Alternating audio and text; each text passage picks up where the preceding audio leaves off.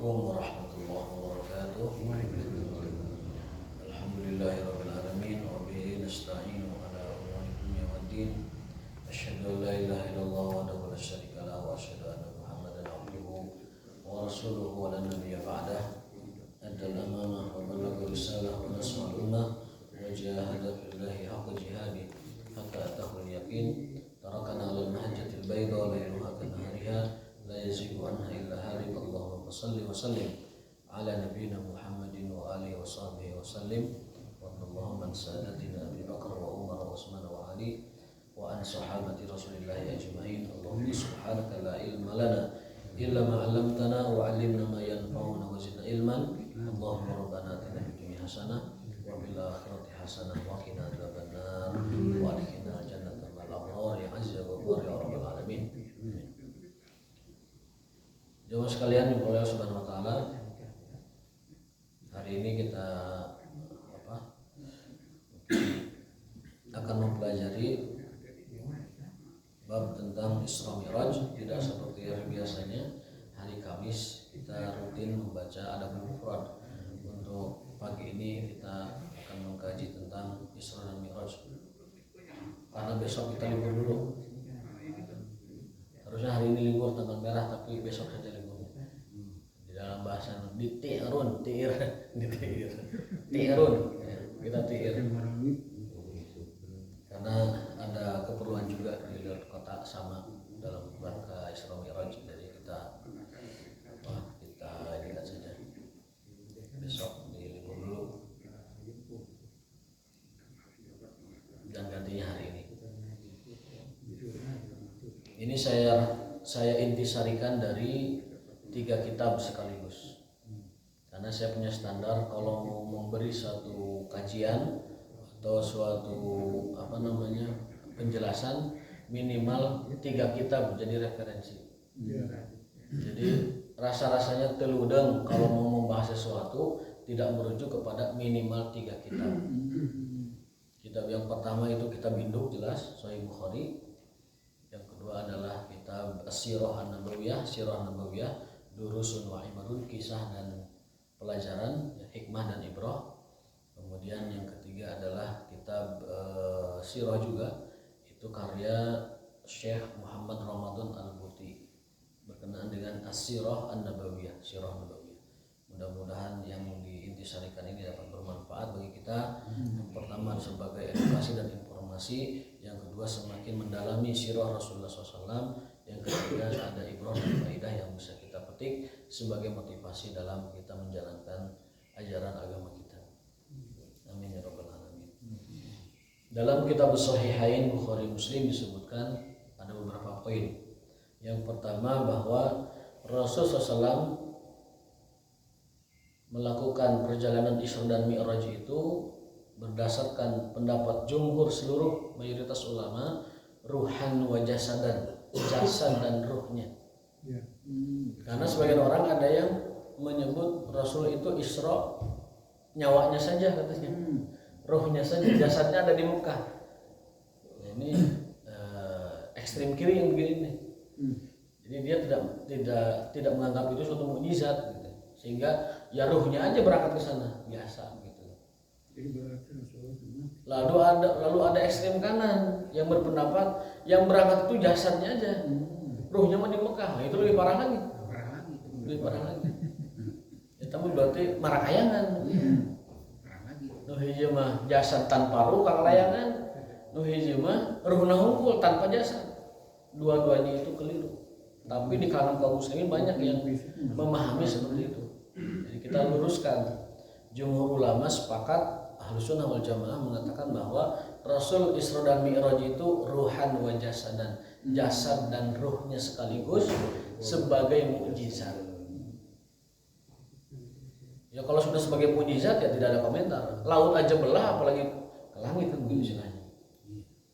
Laut saja belah, api saja dingin, dan ini mukjizat Rasulullah SAW di antara yang terbesar, yaitu perjalanan Isra dan Mi'raj. Isra dan Mi'raj itu terjadi ada beberapa faktor sebelumnya. Rasulullah SAW kehilangan paman yang disayanginya. Kemudian kemudian disusul oleh istri yang dikasihinya, namanya Abu Talib, istrinya Khadijatul Kubra radhiyallahu taala anha, istri yang paling cintainya, paling membelanya, paling berada di sisinya, paling menopang dakwahnya dengan harta dan jiwanya. Sampai-sampai Khadijah itu menyatakan dalam sebuah syair, andaikan tulang belulangku bermanfaat bagi dakwah engkau ya Rasulullah, akan kuserahkan. Khadijah menemani beliau 10 tahun. Makanya ketika Rasul dengan Khadijah tidak terpikir sama sekali poligami. Karena Khadijah itu all in. 10 tahun beliau dengan Khadijah tidak pernah terpikir poligami. Makanya Ibnu Qayyim sampai berpendapat hukum asal nikah itu satu. Kalau darurat perlu nambah, tafadhol silahkan. Dengan kebutuhan yang memang darurat. Misalkan karena lokasi, karena fitnah, karena kondisi, situasi, kita sedang tugas misalkan di Eropa, di Amerika, fitnah banyak sekali di sana, godaan banyak sekali daripada zina, akhirnya poligami. Jadi hukum asal menikah itu adalah satu, dan jika diperlukan maka Allah ngasih jalan, silahkan 2, silahkan 3, silahkan 4 jika ada kemampuan. Kalaupun adil, perintah adil itu perintah pada gilir malam dan nafkah materi. Karena rasa dan cinta tidak bisa diadilkan. Rasa dan cinta tetiasa diadilkan. Da eta mah tos gerentes ti dituna. Diketrukeun gerentes ti dituna. Rasa dan cinta tidak bisa diadilkan. Maka yang dimaksud dengan adil berdasarkan hadis-hadis Rasulullah adalah adil dalam giliran malam, adil dalam pemberian materi nafkah.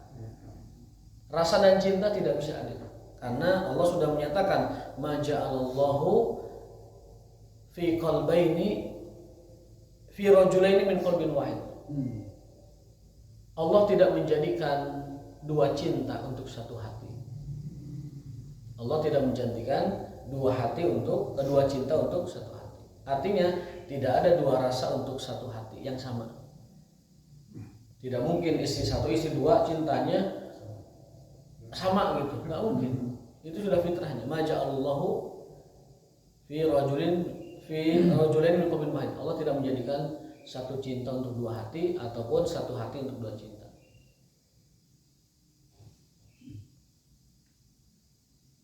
Jadi nggak bisa.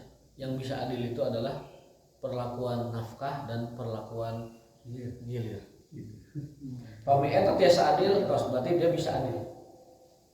Rasa dan cinta itu hanya dia yang tahu dengan Allah Subhanahu wa taala.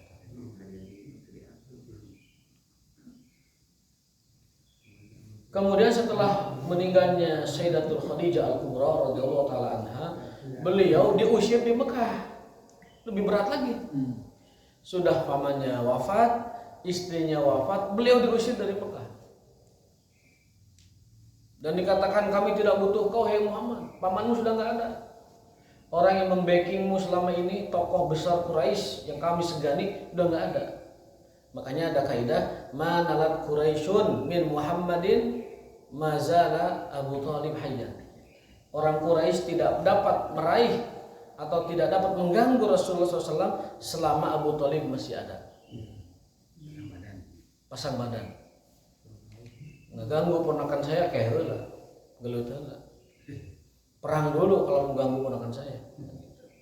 Apa buktinya? Ketika Rasul diboikot di Bani Syi'ib Bani Amir, sekarang mungkin di daerah Syi'ib Amir, ya kalau bagi yang pernah haji daerah situ, Mispalah ke arah sana, itu Rasul dan klannya Bani Hashim, Bani Muthalib pernah diboikot oleh orang Quraisy 3 tahun. Tidak boleh saling menikah, saling jual beli, saling berbisnis, tidak boleh ketemu, tidak boleh berkomunikasi. Sampai Rasul dan para sahabatnya serta orang-orang Bani Hashim, Bani Muthalib, bahkan yang non-muslim, makan akar-akar pohon, kulit-kulit pohon, kemudian kulit yang sudah kering dikeum, digodok, dimakan sampai lidah dan bibir beliau serta para sahabat tuh berdarah-darah. Diboikot oleh orang Quraisy. 3 tahun lamanya. Muqata'atu Quraisy li Rasulullah SAW. Dari mana mereka dapat makan? Dari orang-orang yang berani mengirimnya. Di antaranya Umar bin Khattab. Yang berani mengirim. Dicegat, pedang. Tapi sebanyak orang tidak berani karena orang Quraisy menempel sebuah piagam di Ka'bah boikot Muhammad dan pendukungnya. Boikot situ. Tidak boleh ada transaksi apapun, dari mulai jual beli, barter ataupun pernikahan. Kunjung mengunjung tidak boleh. Diboikot 3 tahun. Bayangkan coba, berat sekali. Sampai tiba-tiba ada seorang Quraisy bernama Mut'am bin Adi. Dia ini Quraisy tapi akalnya sehat. Orang kafir Quraisy tapi otaknya sehat. Apa kata dia? Demi Allah aku akan robek itu piagam. Kenapa? Karena ini memalukan bangsa Arab. Masa ada saudara kita yang hanya karena beda agama sampai diboikot? Bodoh kalian semua. Dia marah, bawa pedang sama anak buahnya. Siapa yang mengganggu saya merobek piagam ini, hadapi saya. Dan gak ada yang berani. Jadi makanya kata Rasulullah, agama ini kadang ditolong oleh orang yang paling bangsat sekalipun. Inna hadzal-din layan suruh hadzal-din rajulun kafir, rajulun fajir. Agama ini bisa jadi ditolong oleh orang yang paling bangsat sekalipun. Artinya kalau ada orang menolong agama kita, meskipun dia orang sebejat apapun, tidak apa-apa kalau dia memang ingin menolong agama kita. Karena Allah menyediakan untuk agama kita orang-orang yang menolongnya, baik orang muslim sendiri ataupun orang yang bukan muslim sendiri, baik orang yang soleh maupun orang yang jahat sekalipun. Ada orang yang tergerak menolong agama ini meskipun dianya orang bejat, orang jahat, orang bedegong, jeger, preman, bangkawarah. Tapi kalau sudah agama, saya ada di hadapan. Ada seperti itu. Nah ini namanya Mut'am bin Adi, punya anak buah banyak, preman kelas kakap. Tapi dia tidak ridho. Ada orang lemah, ditindas, diboikot, dan diberi dahar. Dia tidak suka begitu. Tidak fair seperti ini. Bukan karakter kita kayak begini. Disobek itu perjanjiannya. Ketika mau disobek, sudah dimakan rayap. Kertas tersebut hanya tersisa kalimat Allah, Bismikallahumma, dengan namamu ya Allah. Karena orang Quraisy juga kepada Tuhan meyakini. Hanya saja mereka berbuat musyrik dan mengingkari ajaran-ajaran Tuhan. Makanya perjanjian tulisannya Bismikallahumma kan?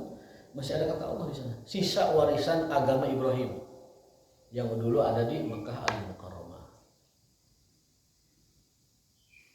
Nah, setelah di Mekah diusir, beliau pergi ke Taif. Di Taif dikiranya ada penyambutan dakwah. Dikiranya orang Taif lebih terbuka, lebih intelektual, lebih jiwa-jiwanya lebih bersih dari orang Mekah. Ternyata lebih parah. Rasul datang dulu ke ketua kabilah minta izin. Bahasa orang nama sampurasun nadawi dina abdi bade ngayakeun dakwah di dieu. Mohon izin komandan, saya ingin dakwah di sini. Bahasa orang begitulah. Tapi eta kata orang Taif, kata gegedug Taif, perkataannya sangat menghinakan. Begini perkataannya. Apakah Tuhanmu tidak punya orang lebih baik dari kamu? Apakah Tuhanmu tidak punya orang lebih baik dari kamu mengirimmu kepada kita? Anu berpakaian mewah, anu berpakaian raja, anu bertahtakan emas berlian, pakai baju kerajaan, datang ke sini dikawal oleh prajurit beserta dengan dayang-dayang. Apa nggak ngirimnya kayak gitu? Malah ngirimnya orang seperti Anda. Begitu kan Muhammadku orang Taif. Gak rela orang Taif. Gak rela orang Taif. Kemudian menyuruh anak-anak pengangguran, maksudnya anak-anak yang di jalanan preman begitu, dan nyuruh orang-orang ODGJ untuk melempari Muhammad, mengusir Muhammad pulang ke Mekah. Di Baledogan eta Rasulullah ke orang Taif, masya Allah ya, di Baledogan sampai suja, sampai berdarah-darah mata kakinya berdarah-darah. badannya beneran dibaledogan. Maka lamun orang haji umroh heug ka Taif ziarah teangan orang Taif aki mana baheula ngabaledogan Rasul gitu. Kalau dia ini bisa ya saya mohon maaf atas kelakuan kakek saya dulu. Sampai-sampai malaikat tidak tega melihat Rasulullah dan menawarkan bantuan. Jibril diutus Allah untuk menyuruh malaikat gunung menghukum orang Taif. Malaikat gunung datang ke Rasul, ya Rasulullah murni matasya, perintahkan aku sesuai apa yang kamu inginkan. Jika aku harus membalikkan dua gunung ini, ada gunung besar namanya Akhbasyain dengan Jabal Umar itu, kalau aku diperintahkan membalikkan gunung ini, akan sikat langsung untuk orang Taif, mati semua. Rasul menolak itu dan mengatakan, aku berharap Allah memberikan hidayah kepada anak keturunan mereka. Dan itu terbukti, manjur doanya Rasul. Anak-anak keturunan orang Taif yang jahat-jahat itu, anak-anaknya menjadi orang-orang soleh dan bertauhid kepada Allah Ta'ala. Ketika terjadi pemberontakan besar saat Rasul wafat, itu justru yang paling kuat imannya itu orang Taif. Ketika dari Irak pemberontak muncul, ada Musailamah Al-Kadzdzab, ada Aswad Al-Insi, ada pemberontak tuh puluhan ribu itu mau merebut Madinah karena Rasul wafat. Kata mereka Rasul wafat beres urusan. Dan saya mah dulu dengan Rasul bayatnya. Adapun setelah meninggal Rasul, saya tidak mau. Teu salat, teu zakat, segala macam menolak. Nah, Abu Bakar Siddiq menghimpun pasukan, Umar juga mendukung, memberikan masukan. Dan pasukan terbesar saat itu yang paling kuat gigih menghadapi para pemberontak orang-orang Taif. Anak-anak orang Taif yang dulu bapaknya itu bangkawarah kepada Nabi, tapi anak-anaknya itu pembela paling utama. Sampai kepada kisah perang Hunain itu orang Taif yang berdiri tegar menghalau musuh. Nah itulah dakwah dan hidayah seperti itu. Bisa jadi bapak anak bangkawara, budak nama pembela Islam, pembela agama. Maksudnya jangan putus asa ketika kita berdakwah. Bapak nanti kena, ya mudah-mudahan budakna. Budak nanti kena, mudah-mudahan incuna dan seterusnya. Pami Nabi Nuh mah benten doana. Allahumma la tadar alal ardi minal kafirina dayar. Ya Allah, jangan kau sisakan orang kafir satupun di muka bumi. Sikat habis ya Allah. Maklum dakwahnya 850 tahun. Nabi Nuh, makanya doa lagi la tadar, jangan kau sisakan alal ardi satu orang pun di atas bumi minal kafirin, orang-orang kafir dayar satupun, sikat habis. Masuk akal karena dakwah Nabi Nuh lama 950 tahun. Nu iman kan 80, wah ya geus eueuh. Nu harapan di geus geus. Sikat we lah ieu mah. 1000 tahun anu berhasil 80. Lain Arab-Arab pun ieu mah geus bersihkeun ya sikat. Makanya banjir bandang turun kan. Yang selamat di muka bumi hanya 80 orang pengikutnya. Itu pun yang berketurunan hanya 3 orang dari 4 anak Nuh. Kan anak Nuh itu ada Kan'an bin Nuh, Sam bin Nuh, Ham bin Nuh, Yafet bin Nuh. Kan'an meninggal tidak berketurunan. Yafet bin Nuh adalah moyang bagi bangsa Eropa, putih, mancung dan kaset. Sam bin Nuh moyang bangsa Arab, gagah, agak ikal, mancung, kemudian berbadan kekar. Lalu yang ketiga Ham bin Nuh itu moyangnya bangsa Afrika, hidung mancung dan kuat. Itulah moyang manusia kedua setelah anak-anak Adam selesai dan keturunannya binasa di banjir bandang itu. Dan makanya Nuh itu disebut bapak manusia kedua. Nabi Nuh itu adalah bapak manusia, bapak umat manusia kedua. Pami aya nu bodas ti urang berarti eta saeutik mewarisi tina gen Yafet bin Nuh. Pami aya nu hideung sama terus abi hideung eta. Eta mewarisi di Ham bin Nuh alaihissalam. Kalau ada yang Arab, kita tahu postur orang Arab, eta dia mewarisi Sam bin Nuh. Jadi ada 3, Sam bin Nuh alaihissalam, Ham bin Nuh alaihissalam, dan Yafet pakai tak Yafet bin Nuh alaihissalam. Silahkan rujuk kisahnya pada tafsir Ibnu Katsir. Makanya 3 ras ini ras dominan ini. Arab, Eropa, Afrika ras dominan. Dengan siapapun mereka menikah, anaknya akan milik mereka, lebih dominan. Istrina orang Bandung, suamina orang Afrika, budakna bakal ke Afrikaan. hidung tapi nyariosna mangga Pak kapayun padahal bungutna Afrika mangga Pak gitu. Orang Indonesia atau Cina atau apalah bangsa-bangsa lain menikah dengan orang bule, anaknya akan ke bule-bulean. Coba orang bule nikah sama orang Sunda, anaknya bule, dominan. Begitu juga bangsa Afrika, Afrika Arab dengan satu lagi. Tadi apa? Afrika Arab dengan Eropa. Afrika Arab Eropa itu ras dominan. Kuat genetiknya. Nikah dengan siapapun, anaknya akan lebih condong ikut mirip kepada genetiknya, mirip kepada ras itu. Bukan ras unggul itu tidak ada. Inna akramakum indallahi atqakum. Allah lah yang karena ketakwaanlah Allah memuliakan dan menjadikan orang itu paling mulia di antara kalian. Sungguhnya orang yang paling mulia di antara kalian adalah orang yang paling bertakwa. Tapi dalam hal ras genetika yang dominan secara genetik, hukum Mendel mungkin pernah belajar itu bahwa 3 ras ini terkuat. Karena apa? Karena moyang manusia dulu di sana.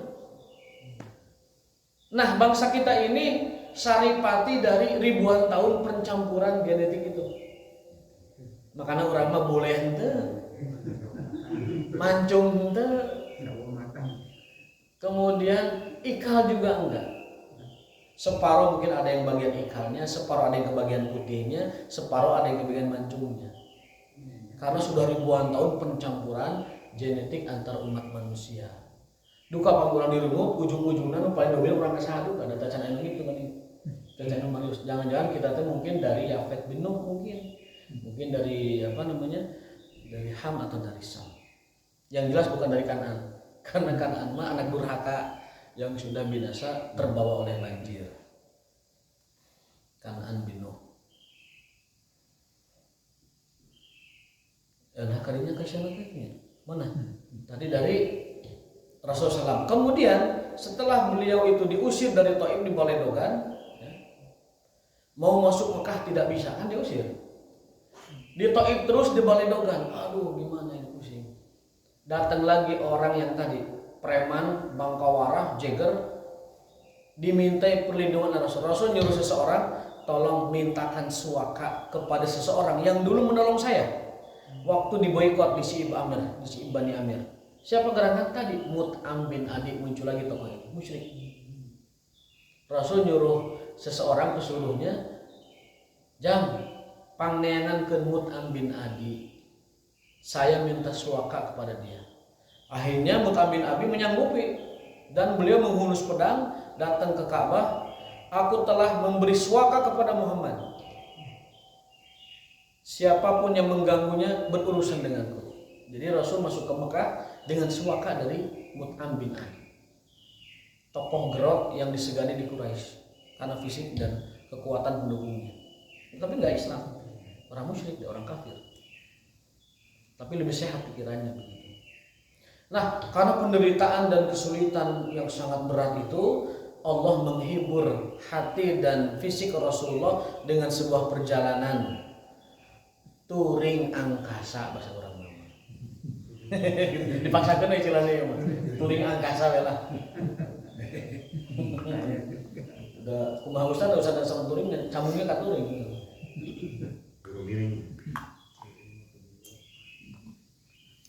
Jalan-jalan luar angkasa. Rasul sedang tidur di rumah Ummu Hani, saudara susuannya, muhrim. Dalam riwayat lain sedang tidur di Ka'bah, di Masjidil Haram. Tiba-tiba datang seekor buruk. Buruk putih bercahaya. Buruk ini lebih besar dari keledai, lebih kecil dari onta. Rasul disuruh naik. Lalu melesat buruk itu ke Baitul Maqdis, ke Al-Aqsa. Di Al-Aqsa beliau mengimami sholat 2 rakaat para nabi dan para rasul. Dalam riwayatnya itu nabi dan rasul bukan ruhnya, bukan fisiknya, tapi Allah bangkitkan kembali, Allah hidupkan kembali dengan izinnya. Untuk hanya sholat 2 rakaat bermakmum kepada Rasul SAW. Setelah sholat beres mereka diwafatkan kembali. Lalu sebelum berangkat ke langit beliau dibekalan heula. Bahasa orang mah ngopi. Malaikat Jibril datang membawa opium Rasulullah SAW. Apa itu? Madu dan khamr. susu dan khamr. Ayah susu, ayah khamr. Mangga pada milih mana?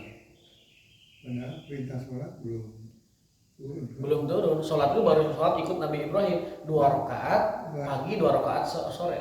Oh gitu. Itu namanya sholat Ibrahim. Nanti dijelaskan di sini. Jadi sebelum perintah sholat yang firm, yang resmi, ada sholat yang diperintahkan mengikuti sholatnya Nabi Ibrahim, yaitu 2 kali sehari semalam, pagi dan petang. 2 rakaat, 2 rakaat. Masih sholat itu, masih sholat versi Ibrahim alaihissalam. Kemudian sebelum melesat ke langit, ngopi dulu, yaitu khamr dan susu. Beliau memilih susu. Dan Jibril mengatakan, kau telah memilih fitrah, beruntunglah. Dan beliau melesat ke langit pertama, kedua, ketiga, keempat, kelima, keenam, ketujuh, sampai menembus Sidratul Muntaha. Sidratul Muntaha itu secara bahasa adalah pucuk yang tidak ada lagi pucuk setelah itu.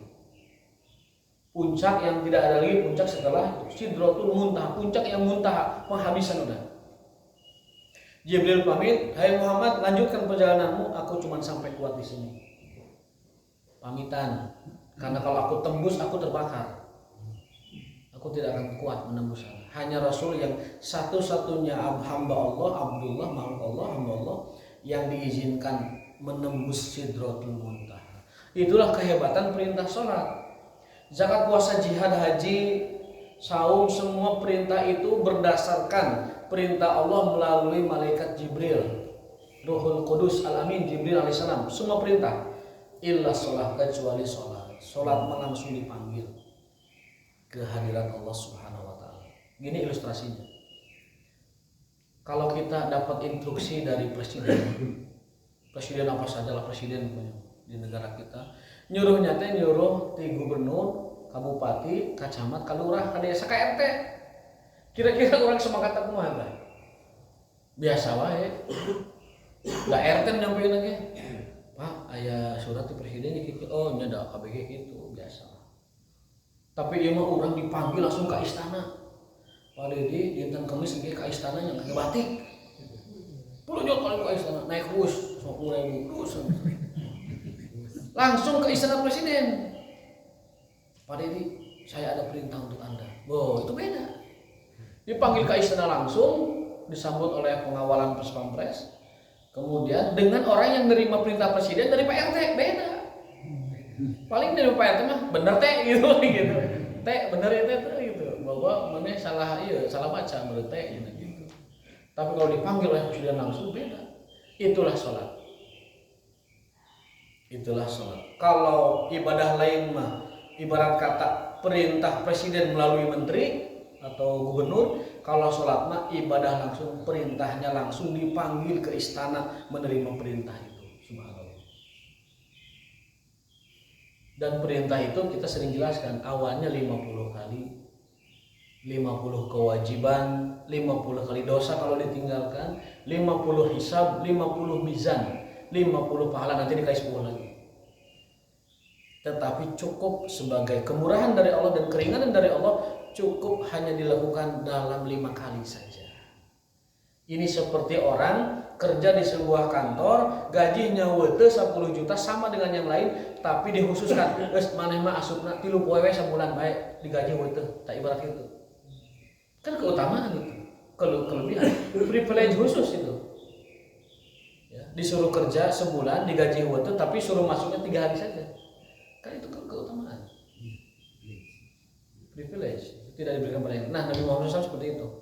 Kewajibannya tetap 50. Apa dalilnya? Sahih Bukhari menjelaskan la yubadalul qaulu ladayya wa ma ana bizzalamil abid, mengutip ayat.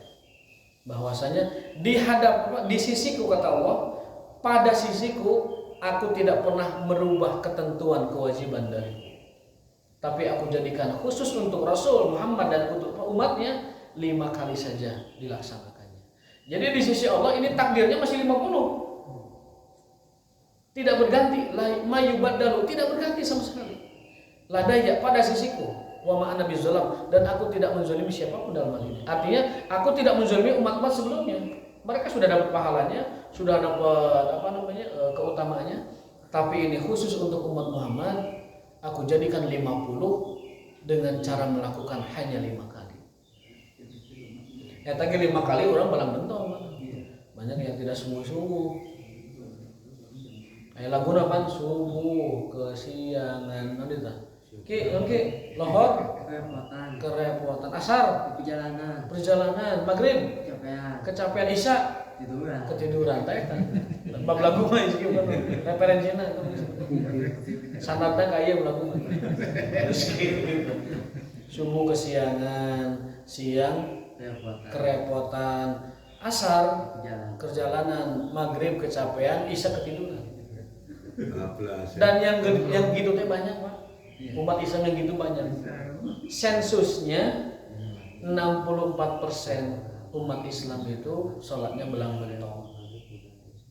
64% umat Islam masih sholatnya belang bentong. Artinya nu sholat 5 waktu baru 36%. Sekitarnya kalau kita maksimalkan 40% lah. Artinya tina 10 orang anu disiplin dengan opatan. Genepan mah sholatnya belang bentong. Tina 10 orang Islam genepna belang bentong opatnya disiplin. Tinu disiplin opat eta nu ka masjid ngan tiluan. Nu ka masjid ngan tiluan. Terus tinu tiluan eta nu ka masjid continue hanya 1,8%, duaan lah maksudnya. Tina tiluan teh.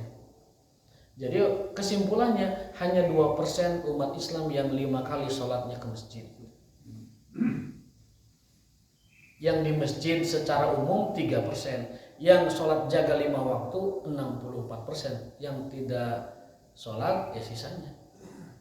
Nauzubillah min dzalik. Berarti masih banyak orang Islam yang belum memahami dan mengetahui besarnya keutamaan sholat. Saya menyajikan langsung, kadang kalau melihat mohon maaf ya kafe, tempat-tempat anak-anak muda yang sudah pada balik, mereka itu saya sudah balik, sudah sudah kadang berpasangan, itu tandanya sudah balik, orang sudah punya tanda balik begitu. Di kafe berjam-jam sampai saya lihat maghrib kok hare-hare begitu, ketemu lagi isya hare-hare. Kadang kafenya menyediakan musola hanya 2-an tiluan, dugdak pajejes gitu. Gimana generasi seperti itu? Bukan suuzon, tetapi melihat dari gelagat sepertinya mereka sholatnya pun tidak diperhatikan dengan baik. Ini cermin generasi ke depan umat Islam. Kalau kita tidak hadapi dengan baik, dengan bijaksana, dengan didikan yang tepat, mereka akan salah jalan. Karena tadi diwawai dengan hiburan, diwawai dengan konsep barat, diwawai dengan kehidupan modern, diwawai dengan gadget dan sebagainya, mereka lupa dari ajaran agamanya. Jangan sampai kita terjebak pada situasi seperti itu. Nah, kemudian Rasulullah SAW setelah menerima perintah itu, singkat ceritanya, tentang Rasul minta keringanan itu kita lewat saja, ceritakan terlalu panjang. Rasul turun ataupun kembali ke Makkah Al-Mukarramah. Besok pagi beliau cerita di hadapan orang-orang Quraisy, para pemuka dan pembesar Quraisy. Ayuhan nas, wahai sekalian manusia, tadi malam aku diberangkatkan oleh Allah ke Masjidil Aqsa, Palestina, dan juga ke langit Sidratul Muntaha. Orang Quraisy jeung serikeun Pak. Wah, mainnya saputing ke Aqsa, saputing ke langit. Hah? Nu gelo sugan mana mah. Atau teu orang mah Muhammad itu. Mainnya ke Aqsa 3 jam ke langit ditambah balik dari susu di dia. Wah, itu mah bener ya mah. Dia punya amunisi nyerang Nabi karena sesuatu yang tidak mungkin, mustahil kan. Karena itu mukjizat, mereka tidak iman ya. Sampai ada orang yang datang ke Abu Bakar Siddiq khusus ingin menggoyahkan iman Abu Bakar Siddiq dan mengatakan, Abu Bakar, Abu Quhafah namanya, ya Abu Quhafah, geus ieu mah moal salah deui ieu mah. Mane geus moal aya bukti deui bakal iman ka Muhammad, geus pasti goyah. Naon gitu? Tadi Muhammad sahabatmu tambah gelo. Kunaon? Cerita ka langit itu, kamu dilaksa segala macam. Mana masih kena percaya kan itu? Sampai begitu mustahilnya. Apa kata Abu Bakar Siddiq? Demi Allah, andaikan yang berkata itu Rasulku Muhammad SAW lebih besar dari itu, aman tu bila sodaktu, aku pasti imani dan aku benarkan sepenuhnya. Andaikan lebih besar dari itu, masih mana cerita kumaha bae asal itu dari Rasulullah, aku beriman dan membenarkannya. Maka Abu Bakar sejak itu dikasih gelar As-Siddiq, yang sangat membenarkan. Abu Bakar Siddiq. Nah, orang Quraisy nantang, Muhammad, kalau benar kamu ke Al-Aqsa, sih ceritakan kumaha Al-Aqsa teh.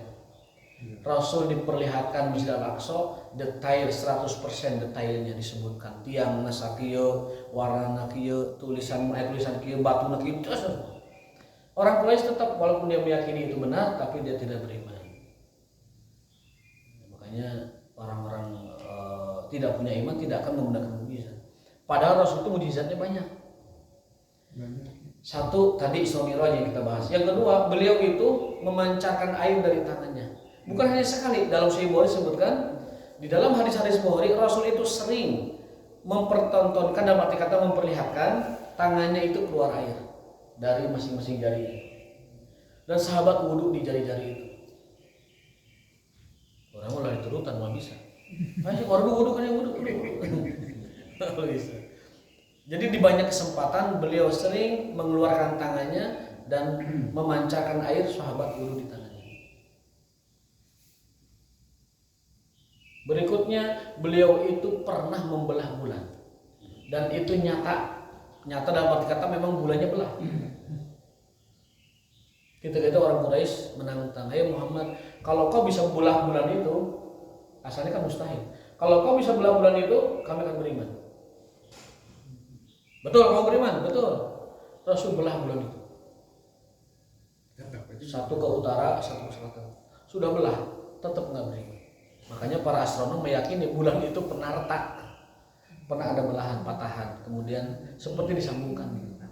Itu adalah kisah Rasulullah. Ayatnya iqtarabatis sa'atu wan syaqqal qamar wa iyyaru ayatan yuridu wa yaqulu sihrun mustamir. Setelah dicontohkan seperti itu, orang Quraisy mengatakan, itu masih sihir. Padahal itu mukjizat. Tidak ada sihir yang bisa membelah bulan, Mbak. Enggak ada.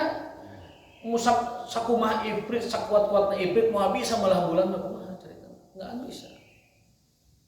Itu murni mukjizat. Rasul membelah bulan dan kemudian menyatukannya. Kan orang Quraisy itu tidak beriman. Sihrul mustamir wa ima sihir deui gitu. Orang Quraisy. Dan masih banyak lagi mukjizat Rasulullah SAW. Di antara yang terbesarnya adalah Al-Qur'anul Karim. Itu sekelumit kisah perjalanan Rasulullah SAW dalam rangka hijrah. Adapun pelajaran yang bisa kita ambil adalah yang pertama mukjizat dan kenabian.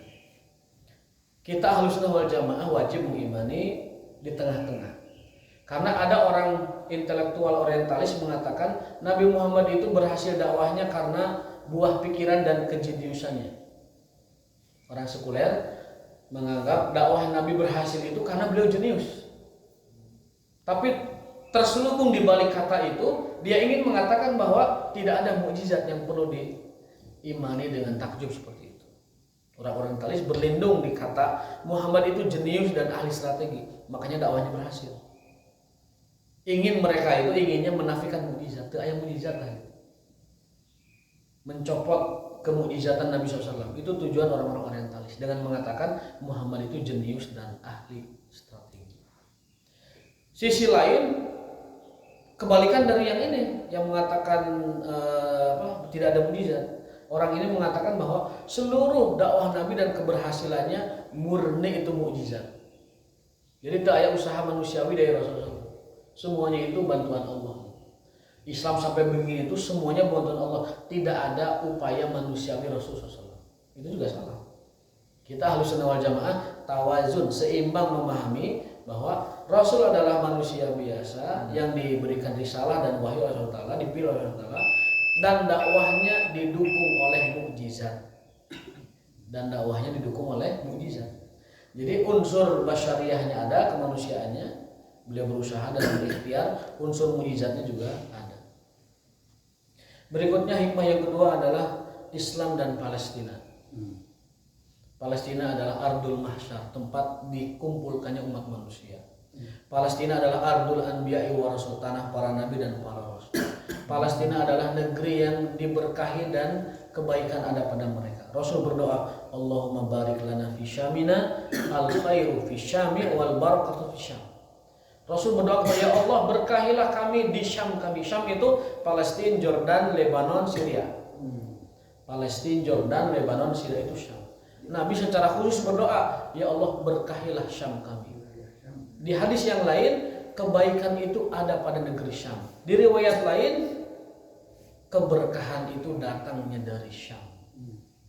Jadi Palestina itu otomatis negeri kebaikan, negeri berkah, dan negeri yang terus didoakan oleh Rasulullah SAW. Subhanalladzi asra bi 'abdihi lailan minal masjidil haram ilal masjidil aqsa alladzi barakna hawla. Itu artinya kata para ulama, siapapun yang mengkhidmatkan diri membantu perjuangan Al-Aqsa Palestina mendapatkan kecipratan berkah dari Masjidil Aqsa. Alladzi barakna haulahu, kami berkahi Masjid Aqsa dan sekitarnya. Para ulama menafsirkan bahwa siapapun yang berjuang untuk Palestina mendapatkan keberkahan darinya dimanapun dia berada. Jadi kalau kita ingin hidup berkah, kecipratan berkah dari Masjidil Aqsa yang Allah berkahi, maka dukung perjuangan bangsa Palestina, terutama dalam hal mengembalikan Masjid Al-Aqsa kepada kaum muslimin. Nu boga dana nu tiasa doa hungkul doa we tos gederkeun doana. Kita terus istiqomah mendoakan sampai Baitul Maqdis Al-Aqsa kembali ke tangan kita. Doa-doa kita di Qunut Nazilah itu berguna karena doa itu senjata orang Islam yang paling utama. Doa silahul mu'min itu bagian dari kewajiban kita terkait dengan Palestina. Yang berjuang di diplomasi teruskan diplomasi. Yang berjuang di bidang lain teruskan. Itu semua mereka kecipratan berkahnya dari keberkahan Masjid Al-Aqsa. Karena ayatnya Subhanallah sabbillahi wa alladzi barakna, yang kami berkahi Masjid Aqsa itu wama dan haulahu dan yang sekitarnya. Sekitarnya itu oleh para ulama mengatakan bahwa siapapun yang mendukung Al-Aqsa mereka kecipratan dari berkah Masjid Al-Aqsa. Maka jangan apatis masalah Palestina, jangan apatis lah ada teman jauh, lah teman ada bangsa lain, jangan. Mau berkah gitu. Tapi kalau mau berkah dukung perjuangan bangsa Palestina. Sebisa kita mampu. Tidak memaksakan. Jumlah nabi yang 124.000 itu kebanyakannya di Palestina. Ya? Kebanyakannya di Palestina. 141.000 nabi dan 312 rasul kebanyakannya turun di Palestina. Kebanyakannya turun. Karena disebut Ardul Anbiya, tanah para nabi, negeri para nabi dan para rasul. Itu di Palestina, di daerah Palestina, Syam ya. Jadi tidak ada dari Asia dan Amerika. Nah, iya. Ayo musodik yang di atas. Panji bilang. Di Bogor. Tapi nabi palsu banyak. Ya jadi juga berikutnya Palestina itu adalah kiblat pertamanya umat Islam. Palestina itu kiblat pertama umat Islam. Juga Palestina itu simbol bahwa risalah tauhid itu satu dari Adam sampai Muhammad. Agama itu satu, namanya dinut tauhid, agama tauhid dengan syariat yang berbeda-beda tiap zaman. Nah, zaman Nabi Adam sampai zaman Nabi Muhammad tauhid itu satu, la ilaha illallahnya sama, tapi syariatnya beda-beda. Nabi Ibrahim, zaman Nabi Ibrahim sholatnya dengan 2 kali sampai satu ting, pagi dan sore. Di zaman Nabi Musa sujudnya yang panjang. Di Nabi lain ada yang cuma berdiri saja tidak ruku tidak sujud. Di zaman Nabi lain ada sujud saja sholatnya. Di zaman Nabi Muhammad penyempurnaan. Sholatnya itu ada berdirinya, ada rukunya, ada sujudnya. Waktunya pun 5 kali dari subuh sampai isya. Makanya agama Muhammad itu adalah mukmilatun, penyempurna dari agama sebelumnya. Dengan dalilnya al-yauma akmaltu lakum dinakum wa atmamtu alaikum. Aku telah sempurnakan agamamu ini sebagai syariat sampai akhir zaman. Penyempurna dan pelengkap dari seluruh syariat yang pernah ada di dunia ini. Tauhidnya sama, syariatnya berbeda-beda dan sempurnanya di zaman Rasulullah SAW. Maka nanti Nabi Isa yang akan turun di akhir zaman tidak bawa syariat baru, hanya mengikuti syariat Nabi Muhammad. Tidak membawa syariat baru, hanya mengikuti syariat. Artinya kedudukannya sama dengan umat, mengikuti Nabi Muhammad SAW. Nah, yang terakhir, sholat adalah oleh-oleh terbesar dari Isra Mi'raj. Ada beberapa faedah sholat. Kita kebut saja, maaf ya, tambahan waktu sedikit saja. Perayaan tanggal merah kan?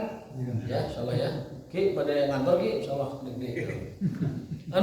anu kahiji salat eta syaratun liqobli doa, syarat diijabahnya doa itu salat. A'udzubillahi minasyaitonir rajim. Rabbi ij'alni muqimas shalah wa min dzurriyyati rabbana wa taqabbal du'a. Ya Allah, jadikan kami dan keluarga kami ahli sholat dan kabulkanlah doa-doa kami. Itu isyarat bahwa sholat adalah diijabahnya doa-doa. Sholat jangan harap doanya diijabah. Yang kedua, sholat itu adalah pengundang keberkahan.